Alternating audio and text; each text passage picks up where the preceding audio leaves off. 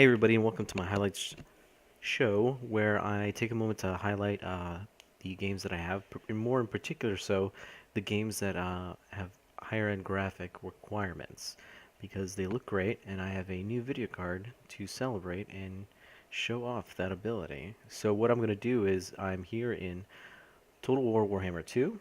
We're going to go to our battles, and we're going to go to replays. And I'm going to do a replay of a battle which I play the elves, the high elves, and this is the Alithanar playthrough. Now, I went to Hotek's temple to secure the region, because that's the main province.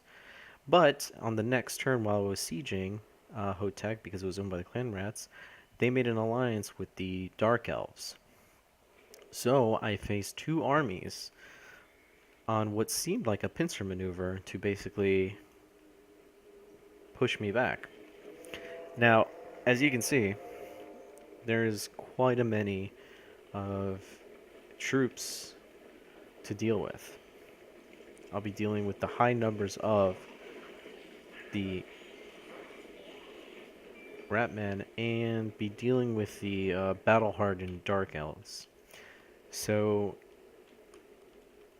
my main thought, or I should say my main plan for defense, is pick the most defensible position on the map. Now, this area could be good. Any area in here just really wouldn't work out. It's too open, it's too exposed. So I went for this corner because end to end, it's going to give them some distance to travel. And hopefully by the time they start fighting, they're going to go from fresh to tired. Meanwhile, my men won't have moved an inch and will last longer battle-wise. So I'm counting on that to be my advantage. The second thing I'm counting on is that these my missile infantry, Shadow Walkers and Shadow Warriors, are super elite archers. They have a high rapid reload time, or decreased reload time, I should say, as well as high damage, high ammunition, and they can fire while moving, which is the biggest advantage for a missile-based unit in Total War. What I did here is I went with a kind of a classic wedge formation, although I kind of messed up because I should have mixed it up. A couple spearmen on this side, a couple lions, white lines of trace on this side, to kind of a more balance of countercharge and melee. So it's kind of mixed up, but that's okay. So we have the Ratmen making their way over to me with their Dark Elf counterparts. Just kind of chugging along here. Let's see what we're doing. Poison Wind Globadiers. Oh, it's a beautiful day for Poison Wind Globadiers and Black Ark Corsairs. Dark Shards.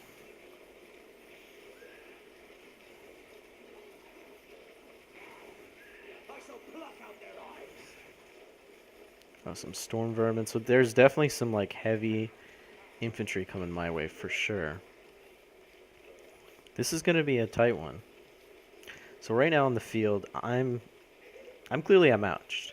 Clearly outmatched. And we can tell from the meter, it's indicating so as well. But again, with perseverance and taking advantage of the terrain and having a highly defensible position, I think we should last it. The biggest thing is that we have the back to the map, so they can't circle around us. The other thing, too, is you have right here, which is what I like to call a fatal funnel. A fatal funnel is any kind of like passage that's created, whether artificially through structure or through land, that basically you have one end where the enemy comes through, has to make their way to you, and you're at the other end waiting for them. And the reason why that's called a fatal funnel is because they have to travel that distance to get to you. And while they're traveling, they're obviously going to get bombarded by our Shadow Warriors here to an intense degree. And the same thing on the other side. So we have like two nice little fatal funnels here. And we have this dense forest which will break up the advancement of the the infantry units and basically render the artillery units pretty useless. And so what I mean break up is that, you have units that can move at varying speeds. So what's gonna happen is it's gonna separate the faster units that are gonna come out sooner, and ideally should get pummeled immediately by my missile units. Whereas right after, so what should happen is they should get broken down to sustaining damage and then retreat, and then you should be then encountering the next wave, which would be the slower units, and so it's kind of a rinse repeat. Now I kind of poorly managed this just because I was enjoying the scenery too much and kind of looking around and kind of trying to watch it happen. So I didn't mix up my battle lines, well enough. But it still was more than enough. Even though I mismanaged it, it still was more than enough to take out the enemy. And so, got them set up. They got some buffs. Martial Prowess. Stone of Might.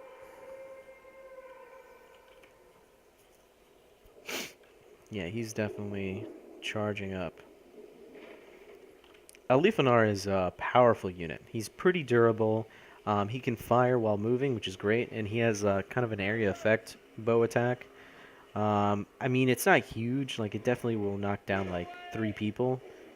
Kill 1 and damage the other 2, or maybe damage all 3 to very low. It's kind of random. Depends on the angle and the unit type and stuff. But all right, so they're kind of busting on through to the other side. And we're starting to see the rapid assault of...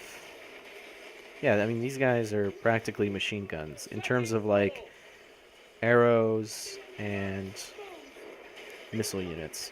They're devastating. They are just devastating. And so we've already started to break...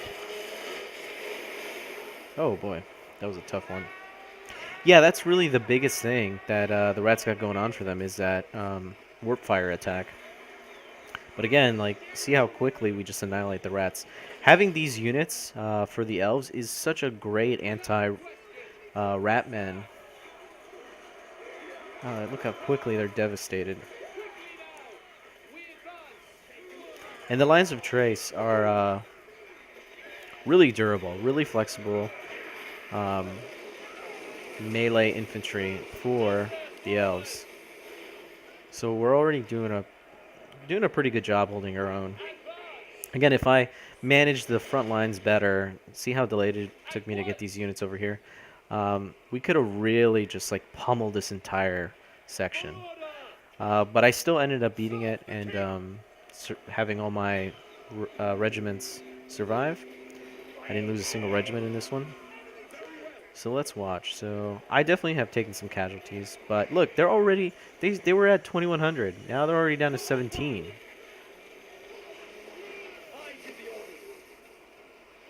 God, this Warlock Engineer is not gonna last. Let's follow him. Let's see what happens to him. Oh, he's making a beeline or something. Oh, he's already done. Where's he going?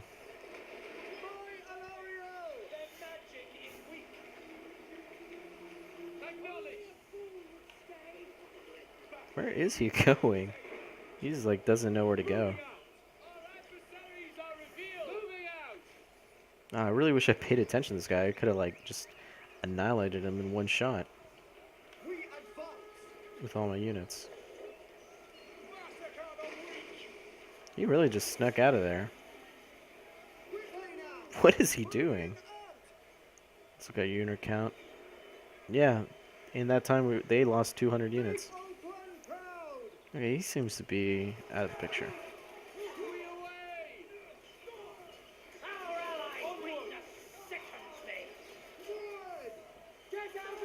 Yeah, they're not gonna do very well.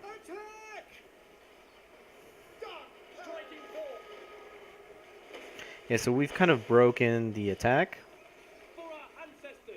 Also, another good thing about this like wide wedge that I have, again, if I used it better, it allows a lot of good, movement from the missile units to kind of readjust and redeploy. So what should happen is the wedge should have then went 180 and just kind of went across flat like this.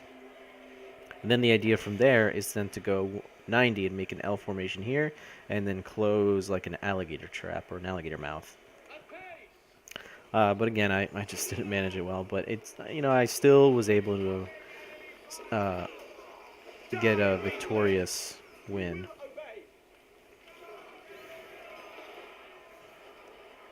So we can see they're just Spearman hanging in there, definitely putting in some time. Oh, there's the Clan Rat engineer, or Warlock engineer. I'm sorry.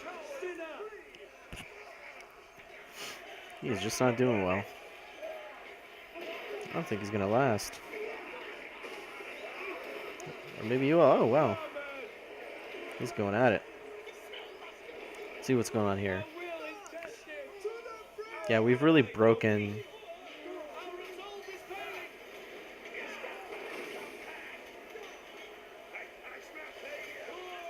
Yeah, they're not doing well at all. We're really pushing hard on them. Yeah, a lot of their army's on the retreat. And not just like the borderline minimum of retreat, but they're really, really broken. Below 50% in a lot of cases, which is great for us. So we're making up the difference. A lot of that, again, it all has to do with the missile units, the Shadow Warriors, and the Shadow Walkers. They're just devastating units.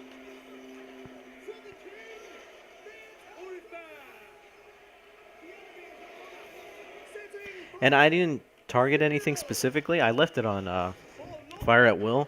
I feel like they really improved upon that command. They seem to have better kind of tracking and enemy target acquisition, and more aggressive too. So it worked really well, just kind of letting them target on their own. And they seem pretty effective.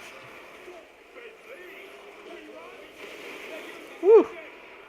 Yeah, I mean that's the biggest thing going for the enemy is that warp fire attack, but I think they already used it up. So now we're winning. Not by much, but we will be soon. We're going to make up the difference pretty quick. Because a lot of the units are going to finish fleeing off the map.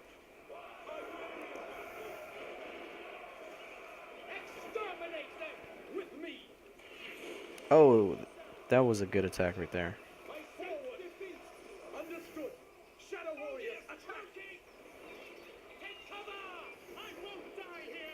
Yeah, we're just pushing them back hard.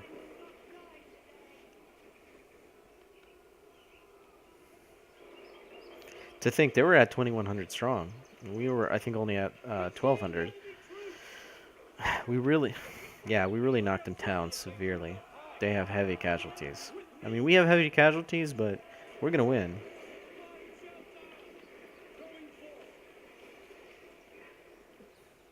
Yeah, I wish the lighting in this area wasn't so dark. Let's make it kind of hard to see clearly. Really good looking units.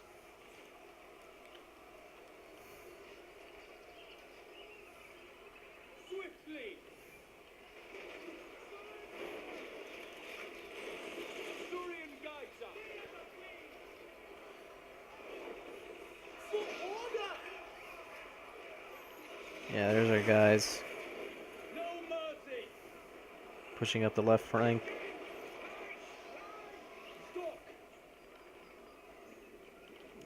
Right flank guys are doing pretty well. See, this is kind of that make it or break it moment because they kind of have some decent missile infantry that they could have used to maybe come back, but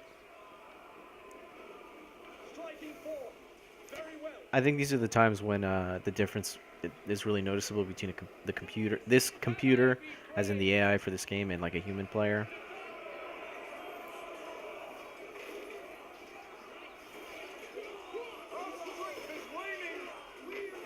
Oh wow, point blank. Did you see that arrow shot? Point blank. Which is what I like about a Leafanar, because if you set him to melee and you leave the bow selected, he will occasionally switch. He'll do both, which is really a cool thing to watch. It's very kind of like Lord of the Rings-esque kind of thing.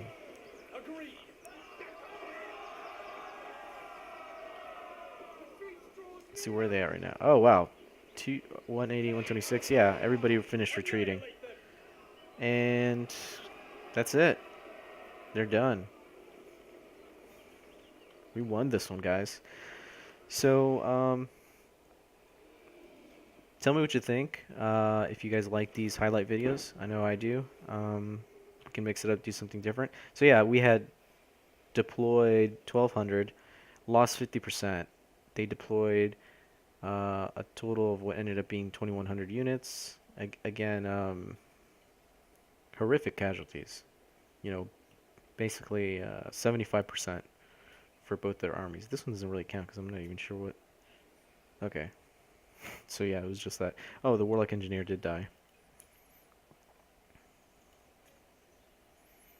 Yeah, I mean, they barely were in the fight. You can tell by the kills how soon they retreated. Even the Storm Vermin, they just couldn't last. But yeah, look at our guys. White lines, some good kills. Oh, Regiment Renown doing it. Oh wow, 200. 145. 126. I mean, between these four regiments right here, that's practically an army. It's practically these units right here they killed. Well, anyways, this concludes the video, guys. I hope you enjoyed it. The little highlight reel that I did of this is part of my playthrough through the campaign, playing as a Leaf and R. A really much needed time